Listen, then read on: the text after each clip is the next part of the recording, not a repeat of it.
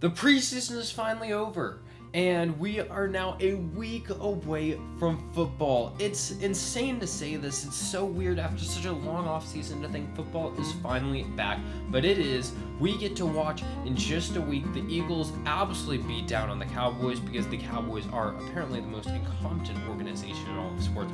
We'll talk about that later in this video, as well as the expected unemployment of the Sanders family, especially Shiloh Sanders, who made the bright decision to punch a guy on the field during a game when you are barely making the team in the first place. But we'll get through all of that in this video today. I've already had enough cuts of this first intro, so we'll just run with it. We'll get right into it. Make sure to subscribe, like, and comment down below your thoughts, and let's get right into it.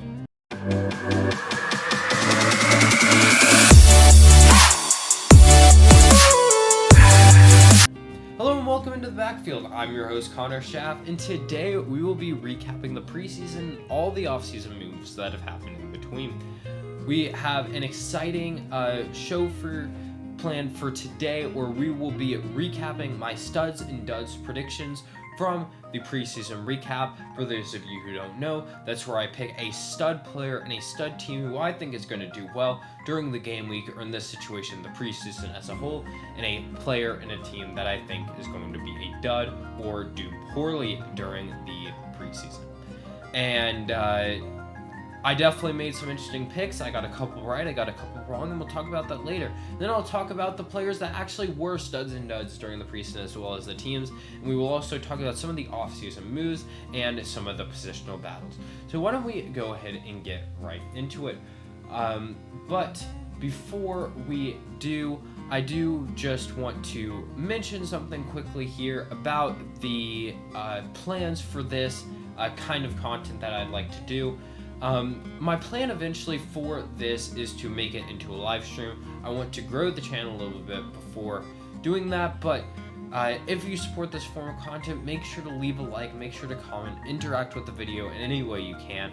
I do just want to keep growing this channel, keep doing my best to get more and more viewers on this, and so that way we can start interacting with each other and stuff like that during these videos, because that's really what I want this to turn into. But moving away from all seriousness, let's get in the mood of football a little bit here, where we are going to start talking about the off-season moves again. Back 4 weeks ago when I made the preseason predictions video, I talked about 4 players that were holding out. 3 of them have walked out happy, and 1 of them not so much. Well, maybe he's walked out happy, but the fan base not so much. We'll talk about a little bit in this video how I grew up in Dallas, so even though, as you can see here somewhere, I've been a Colts fan my entire life, and we'll get to them too. Tough day to be a Colts and Cowboys fan. I don't really consider myself a massive Cowboys fan, but I do watch the team. They're kind of my NFC team, given that I support the Colts in the AFC, and I live in Dallas. I kind of add on to the culture. But being a Mavs fan and watching the Luka trade, and then having to watch this, like, what am I supposed to do? I can't have any happiness, and then I have to watch Daniel Jones be named my starting quarterback. What am I supposed to do? It's just, I'm in a deep sadness right now, I'll be honest with you. Despite all my joy of making fun of different teams during this video, I am honestly in a deep sadness about the idea of having to watch the Cowboys pass rush, as well as Daniel Jones throwing the ball this year. Oh my gosh. It is a tough thing to think about. But let's talk about some teams being happy at the moment. At least for 3 teams. Starting with the man on your screen at the moment, Terry McLaurin gets re-signed to the Washington Commanders finally for a 3-year, $96 million deal. Now, let's get the obvious out of the way. Is this an overpay? 100%. Terry McLaurin is not worth $32 million a year at his age.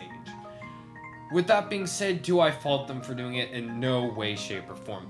He is a reliable player. He is your number 1 receiver. If Jaden Daniels feels comfortable with him as your number 1 receiver, then you should run with it. Give Terry McLaurin the money you want. And I think when you are a Super Bowl contender like the Washington Commanders are this year, then you have to just invest in the guys you have, and that's what they're doing here. I think that this is I think that this is really going to end up working out in this first year. I don't think the Commanders are going to make the Super Bowl, but I think they'll likely make another run to the playoffs with this group of guys, and I think Terry McLaurin will be an essential part of that. I think where you're going to get worried about the deal a little more is years 2 and 3. Once he's hit his 30s, he'll be a little less, he'll have a little less oomph. I cannot speak today, my gosh. First the intro and now this. He'll have a little less oomph. Let's say that 3 times fast. Little less oomph. Maybe I'll just change he'll not be as fast as he was when he was 25. I know it's a really crazy thing to think about, but turns out when you get older, you get older. Yeah, so if I'm looking over here at all during the video, this is the screen that I have my camera on, and this is where I have my notes. So that's, if you guys are wondering why I'm switching between looking at the camera and looking away from the camera, that is why. But yeah, so I think that this is a smart decision for the Commanders. Moving on though, we have James Cook re-signing with the Buffalo Bills on a 4-year, $48 million deal with $30 million guaranteed. And I really don't think that this is that big of a deal to the Bills. You get your starting running back back. I don't think that James Cook has been this incredible player over the course of his career in Buffalo. I think he's been very good, but I think it's debatable whether he's even been a top 10 running back in the NFL. But he's not being paid like that, so you can appreciate the deal for what it is. I personally thought that if they lost James Cook, it would have been okay, because somebody who I'm a big fan of is their backup running back, Ray Davis, out of Kentucky. He's a second-year running back. I thought he showed a lot of great flashes last year, and I think that he would have done well in the starting role if he got given that role, because James Cook got traded. But for $12 million a year, I don't think you're too worried about the deal at all. I think you're pretty happy with that, and you take that deal. And then we have our third re-signer, Trey Hendrickson, who rejoins the Bengals on a 1-year, $30 million deal. And the saga is finally over on this one. Oh my gosh, this was such a ridiculous thing all offseason. Just new thing about the Bengals being an incompetent organization. They wouldn't re-sign either Trey Hendrickson or sign their first-round pick, Shamar Stewart. It was all so ridiculous. And now finally both guys are signed, and I think both sides can be pretty happy with this deal. This is the year of your Super Bowl window. You have to think. You get Trey Hendrickson on a 1-year deal, and he is free to walk after that. You do now have Shamar Stewart to replace him after a year. I even think Shamar Stewart is slightly better of a run blocker than Trey Hendrickson is, because Trey Hendrickson offers nothing in the run game, but he is potentially the best all-out pass rusher in the NFL, leading the NFL in sacks last year. And I think overall you're pretty happy with the deal, and you move on from it hoping to win a Super Bowl this year. But I know the one that everybody wants to get into, the fourth guy I mentioned, is the man, the myth, the legend himself, Micah Parsons, who's now a Green Bay Packer. Oh my gosh, I don't even know what to say here. So Micah Parsons gets traded to the Green Bay Packers for a 2026 first-round pick, a 2027 first-round pick, and Kenny Clark. Now, let's just go through both teams, and we can talk about what do the Packers gain from this. Well, maybe the best defensive player in the league that's only like 24, 25 years old. I think you take that deal.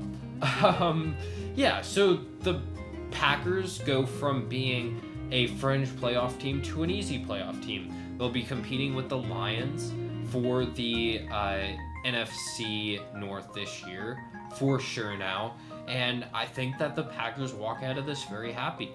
Now, I think the one criticism you could make for the Packers is that you kind of ruin any of your run defense through this.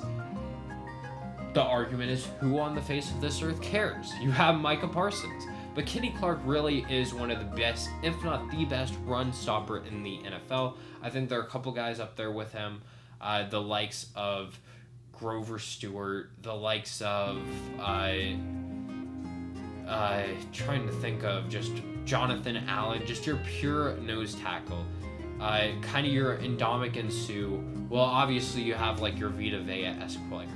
And you lose that. So now you're relying on your first round pick from a few years ago, Devontae White, who really hasn't lived up to the hype in the NFL to be a much better interior guy. And hopefully without Kenny Clark there, he can really break out. Let's look at it on the Cowboys side, though, who, like, well, what is it about Dallas sports teams? Why can't you just re-sign your star players? It's really not that difficult. Let me just say, I do consider the Cowboys my second team, as I mentioned before me growing up in the area. Once Dak Prescott leaves this team, there's no hope.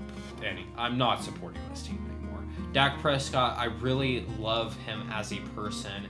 I know he has some ups and downs as an NFL player, but as a person, I really do love Dak Prescott, and I want him to succeed in the NFL. And as long as he is the Cowboys quarterback, I will keep supporting the Cowboys. But the second this guy leaves the team, I'm done. I will become a full-time Colts fan, where I will be just as sad because they're just as in purgatory as the Cowboys are, but at least I won't support an organization that is as incompetent as the Cowboys are. But let's talk about the actual deal. It's not a good deal. But let's talk about the potential positives from this deal. I'll try to stop being negative.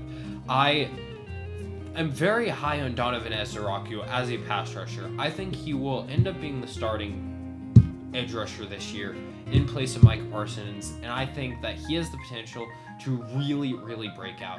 He was your second round pick. I thought he was going to go in the first round. I want to say I had him mocked in the early 20s. So the fact that he falls to the Cowboys in the second round, you get him alongside Tyler Booker, who you took in the first round, and you didn't have to pick one or the other. I am so happy with that for the Cowboys, and I think that this is going to have the chance for Donovan Ezraku to step in there. And I think, if I was to give you a bold prediction right now, I think Donovan Ezraku will have 10 sacks and compete for the defensive rookie of the year. That's my bold prediction I give you right now. I'll probably do an award video Monday or Tuesday. Obviously, I've also got to get my NFL predictions. So we'll get to that eventually. But that's the number one thing I think is a big gain out of this deal. And I think the second thing is you lose DeMarcus Lawrence in the offseason. You get Kenny Clark to replace him. I think that obviously DeMarcus Lawrence gives you much more in the pass game than Kenny Clark will. But they'll play a fairly similar position. I think Kenny Clark will shade in to become a nose tackle a little more than DeMarcus Lawrence. I don't think DeMarcus Lawrence ever really played a nose tackle-esque position. But I think it'll overall end up working out from the run-stopping game. But I think the Cowboys will be significantly lacking in the pass rush after this trade. But that's just some positives I wanted to go through. Hopefully things will work out with those two guys, but I don't think anybody's really optimistic with that. But before we move on to the next slide, who cares about Micah Parsons? We have got to talk about the actual biggest news of the offseason. If I can find my mouse here to move to the next slide. There we go. Huge news. Taylor Swift and Travis Kelce are engaged. Now, realistically, I don't know why I'm making a whole video about the preseason. Nobody cares about that. We got to talk about Taylor Swift and Travis Kelce getting engaged. Okay, obviously that's not what we're here for. The joke was just there. It was too easy. You have to give me this one. Put in the comments down below that this was the most you've laughed all day. Obviously it's not, but yeah, let's stretch the truth a little bit here, for my sake. But no, in all seriousness, congratulations to them. I think it's awesome to see a relationship that I think everyone thought was going to fall through succeed and them to get married, and I hope that everything goes well for them. But yeah, let's move on to some actual football, and we are going to get into what I'm going to call the trades and waves segment. Obviously, we talked about the biggest trade that didn't get announced when I was making these graphics, so we don't have one for that. But we're going to start instead with Brian Robinson getting traded to the San Francisco 49ers. Obviously, none of these are massive deals. There are some interesting things to talk about. We're going to fly through these a little bit. We start with Brian Robinson getting traded to the 49ers. I don't think that's the most surprising thing to many people. Maybe it's a little disappointing to see Brian Robinson, who's a guy that I think many people thought had some potential coming out of Alabama to do some good work. Obviously, he got shot back, I don't remember, a year or two ago, and that really hurts your motivation, hurts your development. Obviously you have to be so gratefully recovered, but he just hasn't really lived up to what you would hope for as an NFL running back. And he moves on to be the backup running back for Christian McCaffrey in the 49ers offense. I do really like that fit for him. He can immediately come in when Christian McCaffrey inevitably misses a game and be that sort of bell cow running back. I don't think he's really competing with Isaac Guerrero at all for this role. I think that he's really got that number 2 spot locked up. And to be honest, as a avid fantasy football player, I think that he's a guy that you kind of want to keep on the back burners of your roster and like that last bench spot, just in case Christian McCaffrey gets injured, because I think he could excel otherwise. We've seen it with every single running back in the 49ers offense succeeds. Jordan Mason, Elijah Mitchell, Raheem Mostert.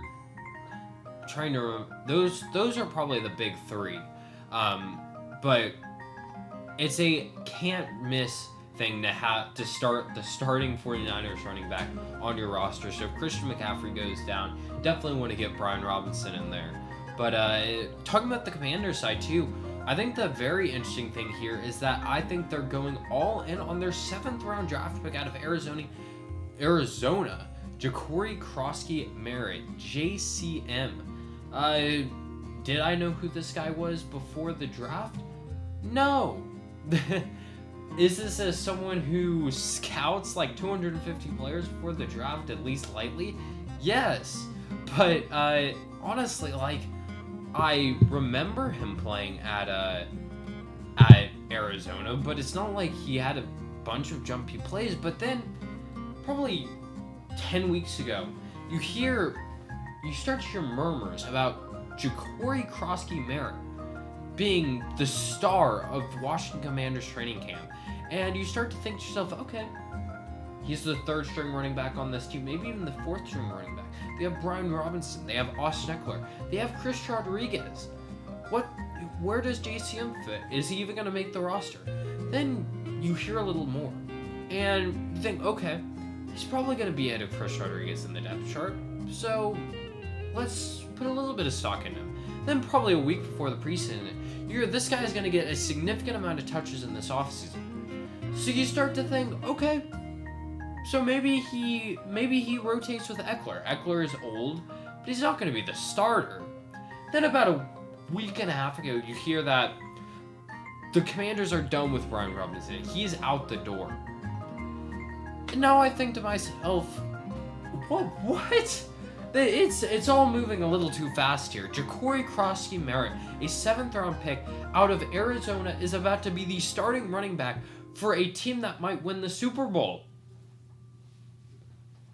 And you know what? I'm all here for it. Now, do I wish I drafted this guy more in my underdog fantasy drafts? Yes, but it is what it is, and I'm excited to see what happens. But let's move on to the next one, because I did say we'd run through these a little bit. The Eagles trade for Sam Howell. I don't think there's much interesting here. So pretty much they cut Kyle McCord. Kyle McCord did not have a good preseason. I'm honestly a little disappointed, but not that surprised. I think people probably put a little too much stock into Kyle McCord's season at Syracuse, because if you watched him at Ohio State 2 years ago, he was not very good. There's a reason why they brought in Will Howard to replace him. But obviously Kyle McCord gets cut. I'd be interested to see where he signs with, presumptively on a practice squad somewhere. And Sam Howell gets traded to the Eagles, who honestly didn't have the greatest preseason himself. But he moves to the Eagles, and then Carson Wentz signs as a free agent with the Vikings to become the backup quarterback to J.J. McCarthy, who you kind of need to have a decent backup for, because you really don't know if he can stay healthy, because he hasn't played at all in the NFL. So I don't really fault the Vikings at all for making this deal. The Eagles, I don't really think it affects them. And now we move on to the Raiders trading for Kenny Pickett, which I think the big news here is it solidifies the Browns QB room with Joe Flacco, Dylan Gabriel, and Shedeur Sanders. And the reason why the Raiders do this deal is obviously Aiden O'Connell goes down with an injury. Aiden O'Connell you would consider a above average, as in above number 16, so not in the bottom half of backup quarterbacks in the league. He does the job when he's in there. He obviously can't remember if it was last year or the year before, had this great game where he beat the Chiefs.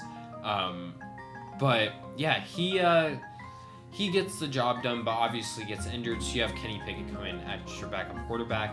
And I'd be interested to see if once Aiden O'Connell comes back, if you look to move him at the deadline, or if Kenny Pickett looks to get moved again if a quarterback gets injured. Like, let's say hypothetically Tua gets injured again. Do the Dolphins look to trade for the likes of Kenny Pickett or something? That's just kind of the thought process I have there, but I don't think there's too much to look into it. And I definitely think out of these few, the biggest trade is Adam Thielen going back to the Vikings, and I don't even think it has too much of an impact on the Vikings.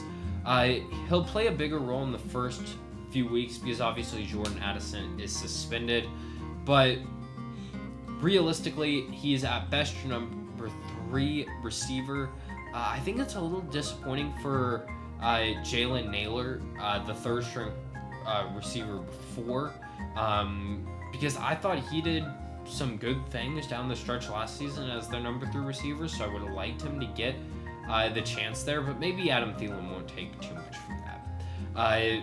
But he had, what I think is the crazy thing about this is, so Thielen gets traded to the Vikings for a 2026 4th and a 2027 5th round pick, when the Vikings get a 2026 7th, a 2027 5th. So the Panthers get a 4th and a 5th round pick for a plus 30-year-old wide receiver. That is some insane value to me. Like you think back, Amari Cooper in his coming out of his prime, he still had a good a very good first season at the Browns. Before he started to age a little bit, but he was traded for a 5th round pick, and now the Panthers get a 4th round pick for Adam Thielen. So maybe I just don't know how to evaluate receivers.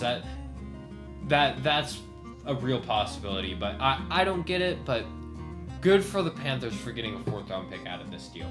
But let's move on to my favorite segment, and that is Studs and Duds, where we are going to go over my studs and duds from the preseason. So I had Joe Milton as my stud player, Jalen Milroe as my dud player, the New York Giants as my stud team, and the New Orleans Saints as my dud team. And just to get right into it on what succeeded and what didn't, so this is what I gave myself and what I didn't. So I would say I got 2 out of 4 points from this. I don't think Joe Milton had a great preseason, and I think anybody that looks at that would say so. You look at Joe Milton's first game against the Rams. He got off to a very, very slow start, but he recovered it throughout the game, started to play a little bit better. I would say he had an okay game against the Rams. Against the Ravens, he was simply bad. I want to say he had a 50% completion percentage. It just wasn't very good. Obviously, the Ravens try hard way too much in preseason, but it just still wasn't a good performance. Against the Falcons, though, he was much better, especially in the first half. He really, really looked good. He looked good in the run game. He looked much better in the pass game.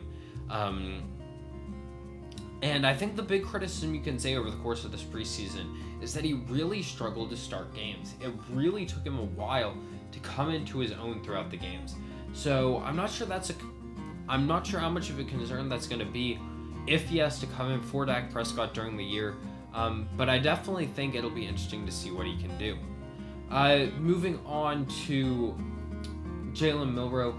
Jalen Milroe, I don't think he had anything special in a preseason, but definitely not a bad preseason. I can't remember exactly off the top of my head who he plays. Turns out, now I'm looking at my notes, I didn't do any notes for Jalen Milroe. Poor Jalen. But I remember watching his first game, and he wasn't too bad.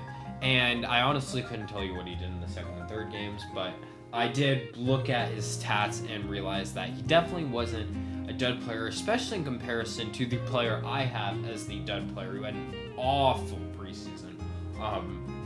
But we'll talk more about the Giants and the Saints in a little bit here.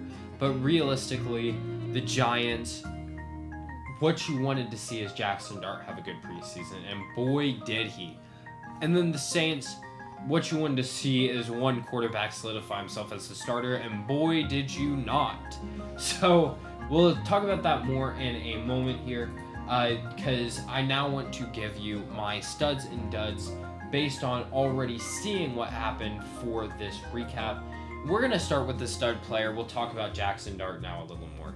And boy, was Jackson Dart easily the preseason MVP. He was exceptional. Now, let's first talk about a couple players that could get there in his place. I think for a couple of veteran quarterback mentions, I thought Stetson Bennett, as a, I want to say, third-year player, really, really excelled. I think that he did really well for himself, given that he barely has played at all. He had some off-the-field issues, I want to say, last year, maybe the year before, but it's been a bit of a struggle bus for him. But now that he's back, he's healthy, he looked very, very good. Another one is Tanner McKee, who's starting to solidify himself as one of the best backup quarterbacks in the NFL. He looked very, very good over the course of preseason. I was very impressed. I think that the Eagles are very happy with him as their backup, and that's why they were willing to get rid of Kenny Pickett as their backup. And another couple rookies I thought I'd mention. Tyler Warren, I thought, had a really great preseason, solidifying himself as the number one tight end. He played almost every single rep with the starters for the Colts offense. He looked very, very good.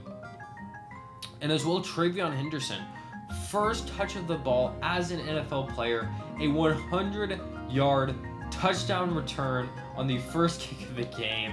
One of the first plays of preseason as a whole. Oh my gosh, was that crazy to watch. And then he has a good preseason outside of that too. And so I think you have to give him his plaudits. But I do want to give Jackson Dart his... I do want to spend some time talking about him. He was easily the preseason MVP. So let's talk about his stats a little bit. He played 3 games over the preseason. He went 32 for 47, 372 passing yards and 3 touchdowns to no interceptions. In addition to that, he has 52 rushing yards and 1 touchdown. So in total, over 3 games, he had 400 total yards and 4 TDs with no turnovers. That is what you want to see out of your rookie quarterback. That is some exceptional work.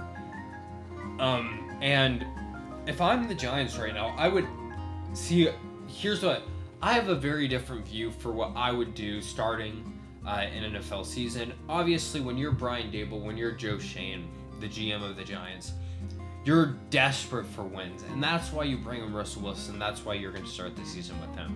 But as a guy that likes to see development out of players, I want to see Jackson Dart right off the bat. I think Jackson Dart should be their starter. I think Jackson Dart showed enough that he deserves to be the starter. And I fully expect him to be the starter by week 8, by week 9. Maybe even a little earlier than that. But I think he really showed off his skills in this preseason. I think he just deserves so much credit for that. Moving on to the dud player, though, I think there's really 2 names here. I think it's between Sam Hartman, the guy here, and Hendon Hooker.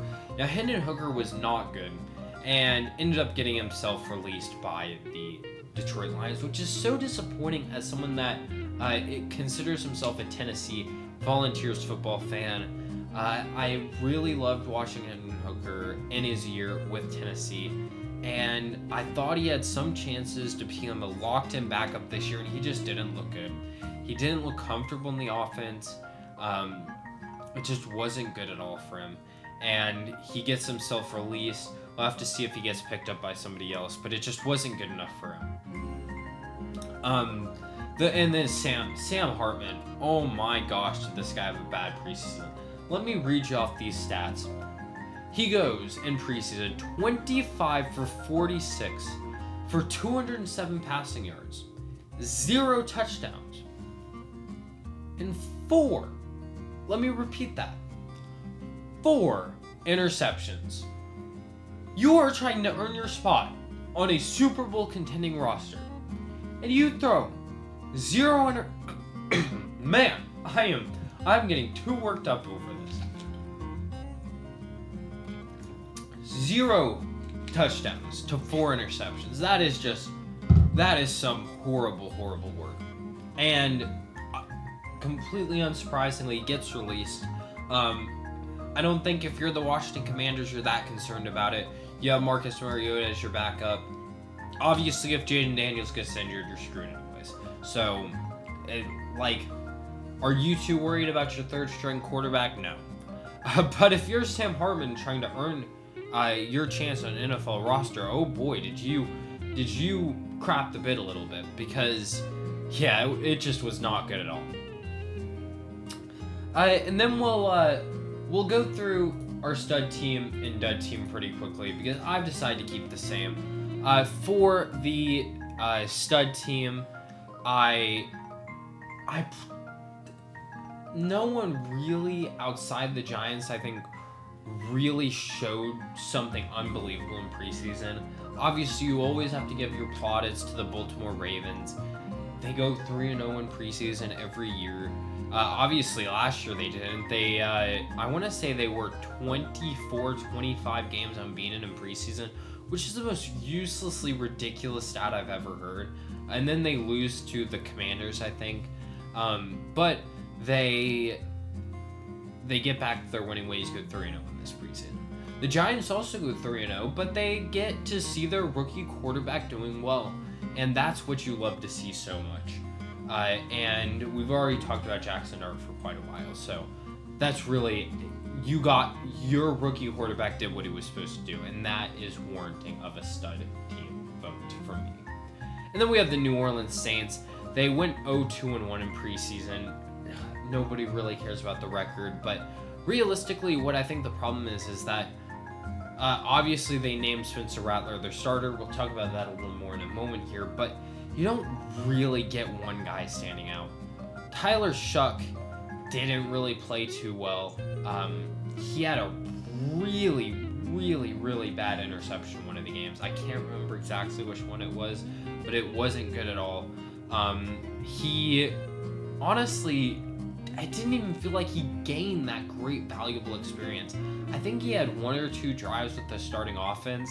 I remember watching a drive where one of their quarterbacks was in, maybe it was Tyler Shuck, and he threw a pass to Chris Olave, and Chris Olave dropped a wide open pass. I don't know what happened there, but yeah, the Saints just seem pretty dysfunctional at the moment.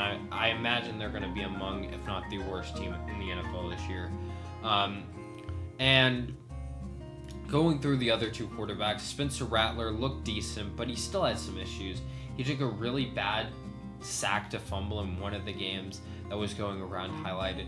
Realistically, should Jake Haener have been in the battle in the first place? I don't know. So yeah, I don't think that they're too ecstatic over their preseason, but realistically, what I think here is I don't think there's any teams that walk out of preseason too unhappy.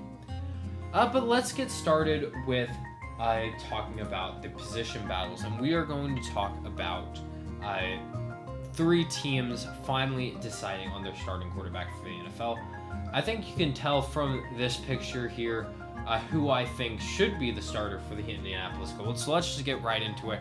I am so disappointed in the Colts organization for the decision they made. I am a firm believer that Anthony Richardson deserves one more season. I don't think it's fair to him at all to bench him after what he has done, nor did I think it was fair to bench him last season. You realize he is still 23 years old. He is in the top 3 youngest quarterbacks in the NFL as a third-year player. It is insane to me that you would take a quarterback with the 4th overall pick that you knew would be a project. He only started 12 games in college, period. And you take him, and yeah, it's just... yeah.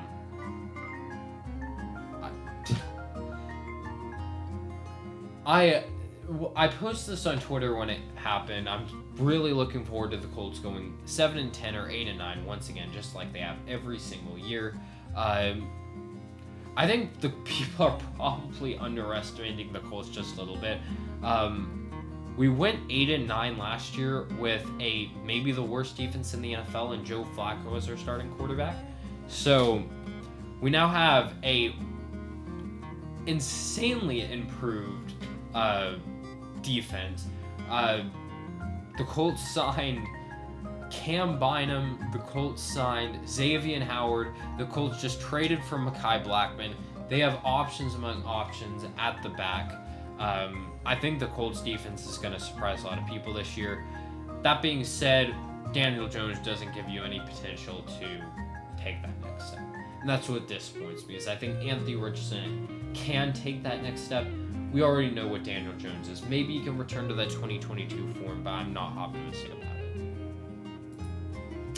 Now we move on to what we've talked about a little bit before, so I'll go over pretty quickly. At the start of the offseason, I thought Spencer Rattler was going to be the starting quarterback. This is still the opinion I have now. I think that Spencer Rattler showed some good promise in the offseason, and I think he deserves this starting opportunity. So I don't really have any issues with this. I don't think you're going to be good anyways. So you give Spencer Rattler, your second-year quarterback, a chance to start to get some reps. If he's not good, you have Tyler Shuck, your rookie quarterback, to get in there and to give the reps to. So I don't think this is too controversial. I don't think anybody's really going to be arguing with this too much. And finally, we have Joe Flacco, unsurprisingly, winning the battle to become the starting quarterback of the Cleveland Browns. Really, I think the quarterback battle was between Joe Flacco and Kenny Pickett. The second Kenny Pickett got injured, that quarterback battle was over. When you don't get to participate in preseason at all, it's just you're kind of set up for failure when you're in a head-on battle anyways. And obviously, Joe Flacco gives you that leadership in the room. I think what will be really interesting if he plays the full season. Do you believe in Dillon Gabriel or Shedeur Sanders enough to put them in? Okay, why don't we spend a quick second before we go talking about these two quarterbacks. So, Dillon Gabriel did not look good in his first game. He didn't play in week 1 because he was dealing with an injury. He comes in game 2, does not look good at all. Then he comes in week 3 and looks significantly better. And he gives you a lot of that hope you want to see for a quarterback that could be playing for you come week 7 or 8. Comparatively, Shedeur Sanders was quite the opposite. Shedeur Sanders looked great in his first game. And everyone is like, how is this guy a 5th round draft pick? There's no way. This is why he should have been a 1st round pick. Then you watch him the next week, and he was okay. He didn't do anything crazy, but not necessarily anything awful. And then last week, he was not good at all. it was not a good performance. It was not a good showing from him. He consistently was holding onto the ball for way too long. He took some horrible sacks. I want to say he went for 1 for 6 passing with 4 sacks taken, which I can't express to you how bad of a stat line that is. That is a horrible stat line. And how do you expect to be the starter when you put up those stats? So Joe Flacco gets named the starter. I think it'll be interesting to see how this depth chart changes throughout the season, but I expect at least for the first few weeks for him to be the starter. But with that being said, that is going to be it for today. Just a quick preview of what's to come. Over the next week, I'm going to do my preseason college football top 25. I was going to do that yesterday, but then, because I was going to upload it, I was going to do the video yesterday and upload it Friday morning.